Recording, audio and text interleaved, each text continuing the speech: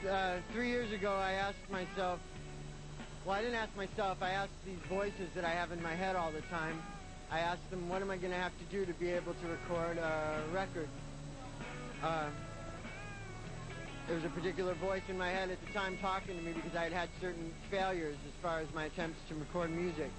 And they said that for me to record a record, that first, before I ever did it, they said, imagine if your body was a tape recorder. What would that mean to record only water for 10 days? That's what you're going to have to do.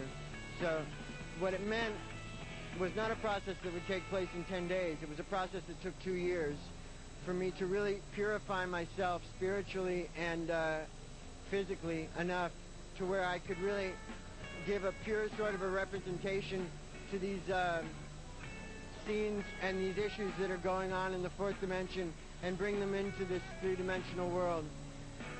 Yeah, Depeche Mode and New Order, and as well as some people in rap music were an influence on it, and some industrial music was also an influence on it. Yeah, any kind of electronic music I could get my hands on pretty much for the last couple of years has been the music that's really made me feel good and made me happy, you know. People playing instruments, I love it when people play their instruments texturally, you know.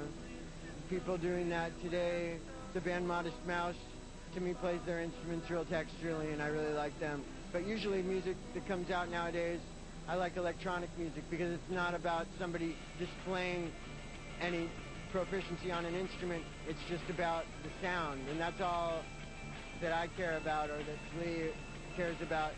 We care about making sounds and making textures and shapes and colors with our music.